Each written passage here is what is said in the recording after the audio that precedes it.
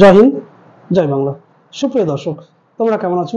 আশা করি ভালোই আছো এবং ভালোভাবে তোমরা পরীক্ষার প্রস্তুতি নিয়ে চলেছো। যে সমস্ত ছাত্রছাত্রী যারা মাধ্যমিক পরীক্ষা দেবে বা মাধ্যমিক পরীক্ষার্থী বা আগামীতে যারা মাধ্যমিক পরীক্ষা দেবে, তাদের জন্য একটি গুরুত্বপূর্ণ, খুব ইম্পর্টেন্স একটা টপিক নিয়ে এসে হাজির হলাম। ভূগোলের মানচিত্র চিহ্নিতকরণে অর্থাৎ ম্যাপ পয়েন্টিংয়ে 10 নম্বর আসে। এই 10-এ 10 পেতে গেলে তোমরা এই ভিডিওটিকে শুরু থেকে শেষ পর্যন্ত খুব মনোযোগ সহকারে দেখবে কিভাবে ম্যাপ পয়েন্টিংয়ে 10-এর মধ্যে 10 পেতে হয়, বিস্তারিত তথ্য এবং খুব সুন্দরভাবে এখানে এই ভিডিওটিতে তুলে ধরা হয়েছে। ভারতের অঙ্গরাজ্য এবং কেন্দ্রশাসিত অঞ্চলের রাজধানী সম্পর্কে আলোচনা করব। হ্যাঁ সুপ্রিয় দর্শক, যেটা বলছিলাম কি, তোমরা যদি শুরু থেকে শেষ পর্যন্ত ভিডিওটাকে দেখো, তাহলে খুব সুন্দরভাবে তোমরা বুঝতে পারবে এবং জানতে পারবে কি করে ম্যাপ পয়েন্টিং করা হয় বা করতে হয়, সে সম্পর্কে বিস্তারিত তথ্য তোমরা জানতে পারবে। এই ভিডিওটিকে দেখে তোমরা শেষ পর্যন্ত থাকো এবং বাড়িতে প্রতিনিয়ত প্র্যাকটিস করো, দেখবে তোমাদের কাছে এই ম্যাপ পয়েন্টিং কোনো অসুবিধা হবে না, খুব সহজ সরল মনে হবে। শুরু করা যাক। এই হচ্ছে ভারতের মানচিত্র। এই ভারতের মানচিত্রের যে বিভিন্ন অঙ্গরাজ্যগুলো রয়েছে এবং কেন্দ্রশাসিত অঞ্চলগুলো রয়েছে, তাদের রাজধানীগুলো সম্পর্কে আমরা জেনে নেব এবং এই সমস্ত রাজ্যের এবং কেন্দ্রশাসিত অঞ্চলের রাজধানীগুলো ভারতের কোন দিকে অবস্থান করছে সেগুলো বিস্তারিতভাবে আমরা আজকে জেনে নেব। প্রথমে আমরা জেনে নেব হিমাচল প্রদেশের রাজধানী। হিমাচল প্রদেশের রাজধানী হচ্ছে সিমলা। সিমলাটা কোথায় অবস্থিত তোমরা সুন্দরভাবে দেখতে পাচ্ছ, যেখানে গোল করে ঘেরা আছে সেই জায়গাটাই তোমরা করবে। এর পরবর্তীতে আমরা জেনে নেব পাঞ্জাবের রাজধানী চণ্ডীগড়। চণ্ডীগড়টি কোথায় অবস্থিত সেটা স্পষ্টভাবে দেখানো হয়েছে, তোমরা খুব সুন্দর মনোযোগ সহকারে দেখো, তাতে করে কি হবে তোমাদের মনে থাকবে। এর পরবর্তী আমরা জেনে নেব হরিয়ানার রাজধানী আবার চণ্ডীগড়। পাঞ্জাব এবং হরিয়ানার দুটো রাজ্যের রাজধানী হচ্ছে চণ্ডীগড়। এই চণ্ডীগড়টি কোথায় অবস্থিত তোমরা দেখে নাও ভালো করে।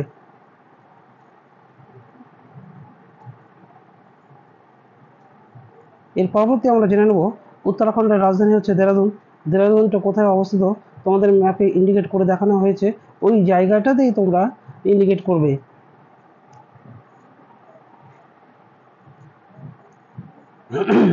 এরপরে আমরা জেনে নেব উত্তরপ্রদেশের রাজধানী হচ্ছে লখনৌ। লখনৌটি কোথায় অবস্থিত দেখে নাও, সুন্দর করে দেখানো হয়েছে, তোমরা ওই জায়গাটাই ডাকিং করবে এবং অ্যারো চিহ্ন দিয়ে দেখিয়ে দেবে লখনৌটি কোথায় অবস্থিত। এর পরবর্তীতে আমরা জেনে নেব রাজস্থানের রাজধানী হচ্ছে জয়পুর, যেটাকে গোলাপী শহরও বলা হয়। এই জয়পুরটা কোথায় অবস্থিত অ্যারো চিহ্ন দিয়ে দেখানো হয়েছে, তোমরা মনোযোগ সহকারে সুন্দরভাবে দেখে বারবার প্র্যাকটিস করো, দেখবে খুব মনে থাকবে। এর পরবর্তী হচ্ছে গুজরাটের রাজধানী হচ্ছে গান্ধীনগর। গুজরাটের রাজধানী হচ্ছে গান্ধীনগর। গান্ধীনগরটি কোথায় অবস্থিত এখানেও অ্যারো চিহ্ন দিয়ে দেখানো হয়েছে, তোমরা বাড়িতে বারবার প্র্যাকটিস করবে, দেখবে কোনো অসুবিধা হবে না, খুব সুন্দরভাবে মনে থাকবে। এর পরবর্তী হচ্ছে মধ্যপ্রদেশের রাজধানী হচ্ছে ভোপাল। এই ভোপালটি কোথায় অবস্থিত সুন্দরভাবে অ্যারো চিহ্ন দিয়ে দেখানো হয়েছে, যদি আসে মধ্যপ্রদেশের রাজধানী কোথায়, ভোপাল। এই ভোপাল সুন্দরভাবে দেখানো হয়েছে। এর পরবর্তীতে তোমরা দেখে নাও বিহারের রাজধানী হচ্ছে পাটনা। পাটনাটি কোথায় অবস্থিত তোমরা দেখতে পাচ্ছ, ওইভাবেই তোমরা ম্যাপ পয়েন্টিং করবে।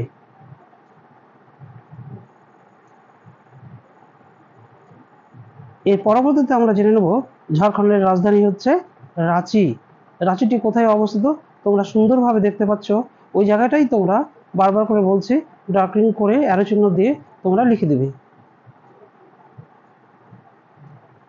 এরপরে আমরা জেনে নেব পশ্চিমবঙ্গের রাজধানী হচ্ছে কলকাতা। কলকাতাটি কোথায় অবস্থিত তোমরা দেখতে পাচ্ছ, ওইভাবে তোমরা ওইভাবে ম্যাপ পয়েন্টিংটা করবে।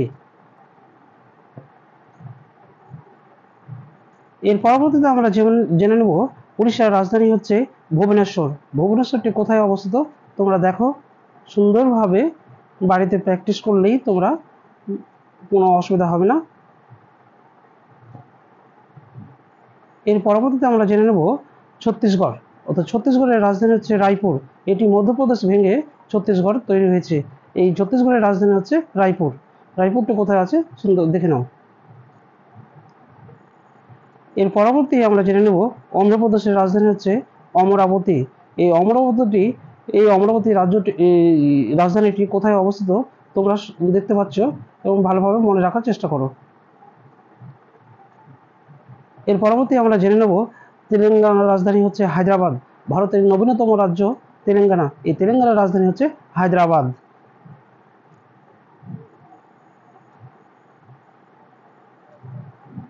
এর পরবর্তী আমরা জেনে নেব ভারতের বাণিজ্য নগরী মুম্বাই, অর্থাৎ মহারাষ্ট্রের রাজধানী হচ্ছে মুম্বাই, যেটা ফিল্ম সিটি অবস্থিত।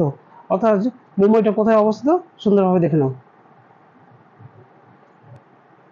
এর পরবর্তীতে আমরা জেনে নেব গোয়ার রাজধানী হচ্ছে পানাজি।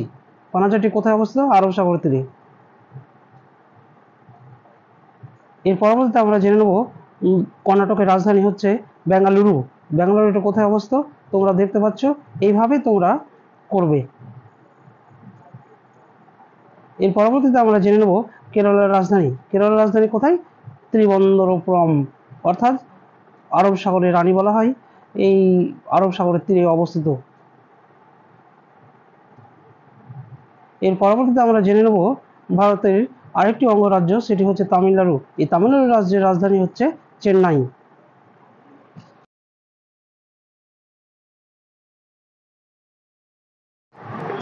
এর পরবর্তীতে আমরা জেনে নেব আরেকটি রাজ্য যেটি উত্তর দিকে অবস্থিত, সেটি হচ্ছে সিকিম রাজ্য।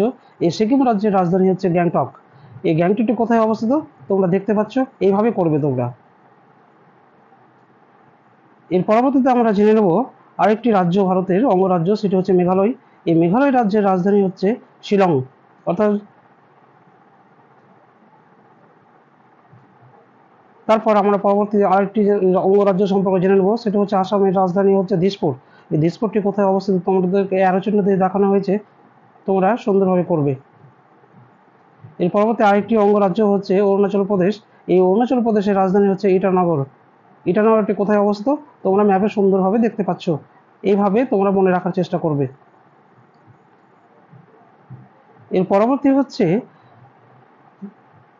নাগাল্যান্ডের রাজধানী হচ্ছে কোহিমা। এই কোহিমা, নাগাল্যান্ডের রাজধানী হচ্ছে কোহিমা। এই কোহিমাটি কোথায় অবস্থিত দেখে নাও। এর পরবর্তী আরেকটি অঙ্গরাজ্য সম্পর্কে আমরা জেনে নেব, মণিপুরের রাজধানী হচ্ছে ইম্ফল। মণিপুরটি ভারতের উত্তর পূর্ব দিকে অবস্থিত। তারপর আমরা জেনে নেব মিজোরামের রাজধানী হচ্ছে আইজল। কোথায়? আইজল। আইজলটি কোথায় অবস্থিত তোমরা দেখতে পাচ্ছ, সুন্দরভাবে এভাবে মনে রাখার চেষ্টা করবে। এর পরবর্তী আমরা জেনে নেব আরেকটি বাংলা ভাষাভাষী রাজ্য, সেটি হচ্ছে ত্রিপুরা। এই ত্রিপুরা রাজ্যের রাজধানী হচ্ছে আগরতলা। এই আগরতলাটি কোথায় অবস্থিত তোমরা একটু দেখে নাও, এভাবে মনে রাখবে। তারপর আমরা জেনে নেব ভারতের কেন্দ্রশাসিত অঞ্চল হচ্ছে 9টি। তার মধ্যে 1 নম্বর হচ্ছে জম্মু কাশ্মীর। এই জম্মু কাশ্মীরের রাজধানী হচ্ছে শ্রীনগর, ভারতের উত্তর পশ্চিম দিকে অবস্থিত। তারপর আমরা জেনে নেব আরেকটি কেন্দ্রশাসিত অঞ্চল, সেটি হচ্ছে লাদাখ। এই লাদাখের রাজধানী হচ্ছে লে। লেটি কোথায় অবস্থিত? জম্মু কাশ্মীরের ঠিক বিপরীত দিকে। তারপর আমরা জেনে নেব ভারতের রাজধানী হচ্ছে দিল্লি। দিল্লি হচ্ছে একটি কেন্দ্রশাসিত অঞ্চল। সুন্দরভাবে দেখানো হয়েছে, তোমরা মনে রাখার চেষ্টা করবে। আর এইভাবে দেখে বাড়িতে বারবার প্র্যাকটিস করবে, দেখবে খুব সহজেই মনে থাকবে। তারপর আমরা জেনে নেব আরেকটি ভারতের কেন্দ্রশাসিত অঞ্চল হচ্ছে চণ্ডীগড়, যেটা পাঞ্জাব হরিয়ানার দুটোরই রাজ্যের রাজধানী হচ্ছে চণ্ডীগড়। চণ্ডীগড়টি কোথায় অবস্থিত সুন্দরভাবে অ্যারো চিহ্ন দিয়ে দেখানো হয়েছে, তোমরা এটা মনে রাখবে এবং বাড়িতে বারবার প্র্যাকটিস করবে। তারপর হচ্ছে আরেকটি কেন্দ্রশাসিত অঞ্চল হচ্ছে দমন এন্ড দিউ। এই দমন এন্ড দিউয়ের রাজধানী হচ্ছে দমন। এই কোথায় অবস্থিত সুন্দরভাবে দেখানো হয়েছে, তোমরা এটা বারবার বাড়িতে প্র্যাকটিস করবে, দেখবে কোনো অসুবিধা হবে না এবং খুব সহজেই মনে থাকবে। তার পরবর্তী আরেকটি আমরা জেনে নেব ভারতের কেন্দ্রশাসিত অঞ্চল, সেটি হচ্ছে দাদরা এন্ড নগর হাভেলি। এই দাদরা এন্ড নগর হাভেলির রাজধানী হচ্ছে সিলভাসা। সিলভাসাটা কোথায় অবস্থিত? গুজরাটের ঠিক নিচে অবস্থিত এবং দমন এন্ড দিউর পাশেই এই দুটো কেন্দ্রশাসিত অঞ্চল পাশাপাশি অবস্থিত। তার পরবর্তী আমরা জেনে নেব ভারতের আরেকটি কেন্দ্রশাসিত অঞ্চল, সেটি হচ্ছে লাক্ষাদ্বীপ। এই লাক্ষাদ্বীপটা অবস্থিত আরব সাগরের মধ্যে অবস্থান করছে। এটা তোমরা বারবার যদি প্র্যাকটিস করো তাহলে খুব সুন্দরভাবে মনে থাকবে। তারপর আমরা জেনে নেব আরেকটি কেন্দ্রশাসিত অঞ্চল, সেটা হচ্ছে পদুচেরি। এই পদুচেরিটা কোথায় অবস্থিত তোমাদেরকে অ্যারো চিহ্ন দিয়ে দেখানো হয়েছে, তোমরা এটা মনে রাখার চেষ্টা করবে। এগুলোই পরীক্ষায় এসে থাকে, তোমরা বাড়িতে যত প্র্যাকটিস করবে তত মনে থাকবে। তারপর আরেকটি আমরা জেনে নেব ভারতের সবচেয়ে বৃহত্তম কেন্দ্রশাসিত অঞ্চল হচ্ছে আন্দামান নিকোবর দ্বীপপুঞ্জ। এই আন্দামান নিকোবর দ্বীপপুঞ্জের রাজধানী হচ্ছে পোর্ট ব্লেয়ার। এই পোর্ট ব্লেয়ারটি কোথায় অবস্থিত তোমরা দেখতে পাচ্ছ। আজকে আমরা আলোচনা করলাম ভারতের মানচিত্র চিহ্নিতকরণ অর্থাৎ ম্যাপ পয়েন্টিং, অর্থাৎ মাধ্যমিক পরীক্ষায় যে 10 নম্বরের ম্যাপ পয়েন্টিং থেকে এসে থাকে সেই সম্পর্কে আমরা বিস্তারিত তথ্য আলোচনা করলাম। এবার তোমরা যদি এই ভিডিওটিকে শুরু থেকে শেষ পর্যন্ত দেখো এবং বাড়িতে যদি প্রতিনিয়ত প্র্যাকটিস করতেই থাকো, তাহলে তোমাদের কোনো অসুবিধা হবে না। পরীক্ষা হলে তোমাদের খুব সহজ সরল মনে হবে এবং যা অনায়াসে তোমরা 10-এর মধ্যে 10 পেয়ে যাবে। তো যা হোক, আজকে আর বিশেষ কথা নয়, তাহলে তোমরা সকলেই ভালো থাকবে। এর পরবর্তী ভিডিওতে দেখার জন্য তোমরা আমার সাথে থেকো, একে জিও চ্যানেলের পাশে থেকো, সঙ্গে থেকো এবং দেখতে থাকো। Yeah.